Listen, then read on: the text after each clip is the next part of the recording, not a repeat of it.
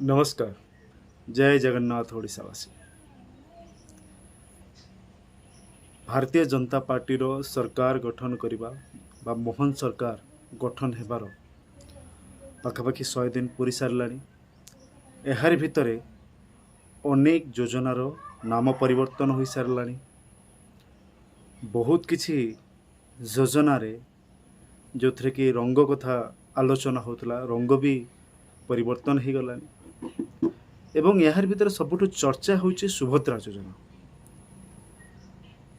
उपमुख्यमंत्री प्रभाती परिड़ा तांको कहिबा अनुसार पाखापाखि 75 लक्ष महिला ऑनलाइन ले आवेदन कर सारे एवं प्रधानमंत्री नरेंद्र मोदी जन्मदिन रे जनता मैदान रे शुभारंभ हैला सुभद्रा योजनार एवं पाखापाखि 25 लक्ष महिला हिताधिकारी को बैंक अकाउंट को डीबीडी माध्यम रे 5000 लेखा आसी एवं सारा राज्य जो मानक अकाउंट को 5000 टंका आसी से तो एक प्रकार खुशी अच्छा किंतु जो हिताधिकारी ऑनलाइन रे आवेदन करथिले से आसीनी से माने वर्तमान कोठी ना कोठी एक प्रकार आशा आशंकार अच्छे हुए तो तांको अकाउंट को पैसा आसीबो कि न आसीबो से माने बहुत द्वंद्वर अच्छा।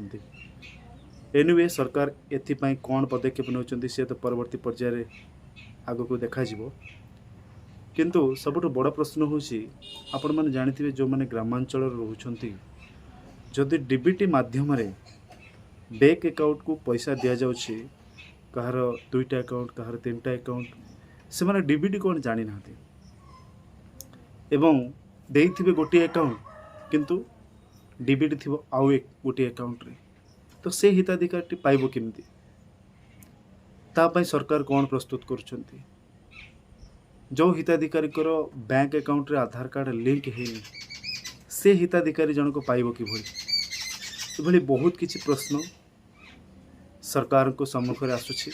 सरकार किभली भाव में मुकाबिला करिवे यह सरकार निर्णय करिवे किंतु ए 100 दिन भितरे बहुत किछि योजना जो रंगमरा कथा कहली बहुत किछि योजनार नाम परिवर्तन होइछि।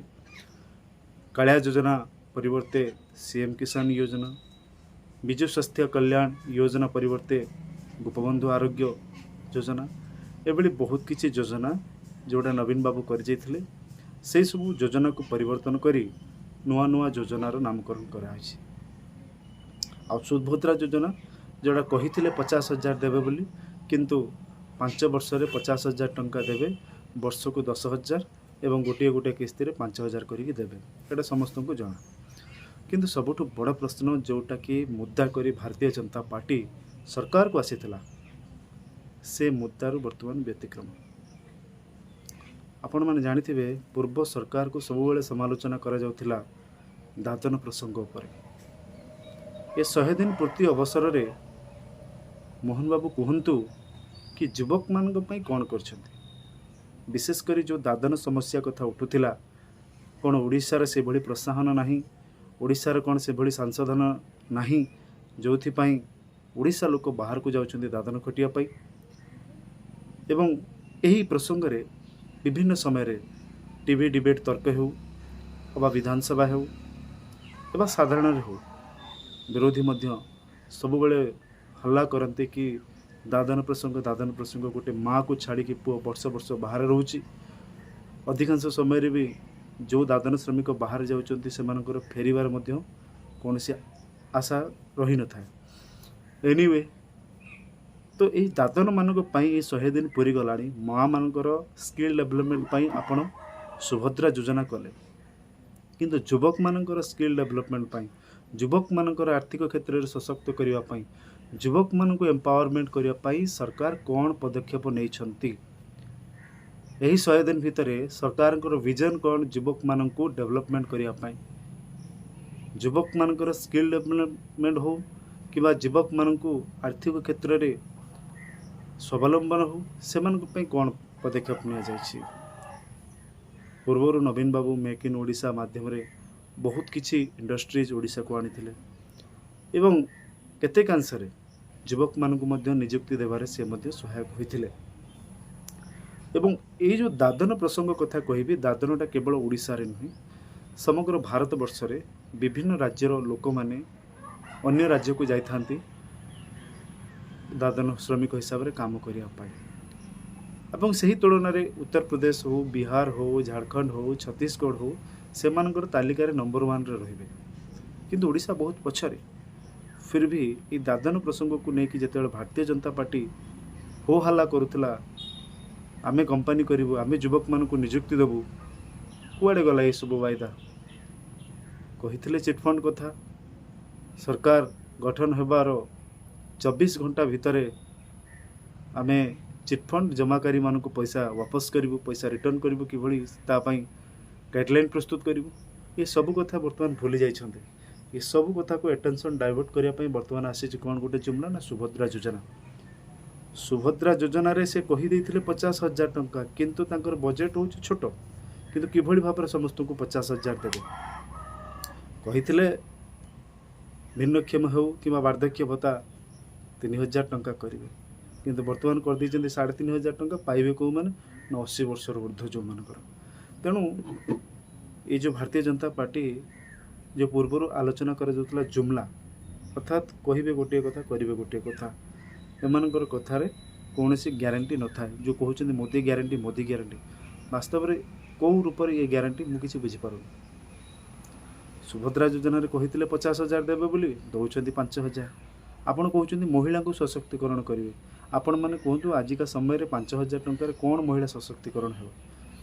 आपड़ एपटे डाली रेट, चाउल रेट, तेल रेट बढ़ई सारे, आलू पियाज दर सब आकाश छुआ, दरदाम अनियंत्रित अवस्था बर्तमान। तेणु यहीपरि स्थल में गोटे परिवार चलवाक हेले मासक गोटे जदि गोटे साधारण परिवार आमर दुई परिवार भितर जदि साधारण परिवार जदि चलवाक पड़ुଛି तो मासक कम से कम 8 ରୁ 10,000 टंका आवश्यकता पड़ुଛି। तेणु आपड़ जो 5,000 टंका दौरान, ये 5,000 टंकार कौन करेंगे, कौ बिजनेसटे करेंगे? यह एक प्रकार अटेंशन डाइवर्ट करवा, महिला भोट बैंक को प्रोत्साहन देवा और कौटि ना कौटि महिला मानू एक प्रकार राजनीतिक कार्य लिप्त कराइबा ये हूँ एक प्रकार योजना जोटा बारी हो स्पष्ट भाव में बारी हो। महिला मानू स्वावलम्बन करने को हेले आपड़ कहते 50,000 टंका दिंतु, 50,000 टंका महिला मैंने स्वावलम्बन हूँ। जदि 50,000 टंका एककालीन मिलूँ तो कौटि ना कौटि से गोटे किसी ना किसी गोटे उद्योग कर, किए कुकुड़ा पालन कर, किए माछ चाष कर, किए छेली पालन कर, किए टेलरिंग काम कर, किए जनसेवा केन्द्र खोल पार, बहुत किसी कार्य कर जापर। किंतु आपड़ जो 5,000 टंका दौरान, ये 5,000 टंकार जड़े महिला किभली भाव में आर्थिक क्षेत्र में स्वच्छल और कौभली भाव से बिजनेस कर। पूर्वर नवीन पट्टनायक मिशन शक्ति माध्यम लक्ष लक्ष टका ऋण दौते, तापुणी बिना सुधरे। आपण ये जो सुभद्रा योजना 5,000 टका दौरान, एथिरे कौन जड़े आर्थिक क्षेत्र में स्वच्छल हो पार ना बिजनेस कर। देखा जाऊ आगामी दिन में यही सुभद्रा योजना केते रूप में महिला मानू सशक्त करुँची ता तो परवर्ती पर्यायर जना पड़ो। किंतु वास्तव में जो कथा मु आलोचना करुँची, युवक मानक जो कही दादन श्रमिक मानू आ बाहर को जीवाक पड़ोनी, ओडिशार इंडस्ट्रीज हे, ओडिशार फैक्ट्री हे, ओडिशार निजुक्ति हे, कौटि ना कौटि से प्रसंग वर्तमान भारतीय जनता पार्टी भूली जाइए। तो जड़े साधारण नागरिक हिसाब से, जड़े सचेतन नागरिक हिसाब से सरकार को ए संबंध में मन पकेवा हूँ आमर दायित्व।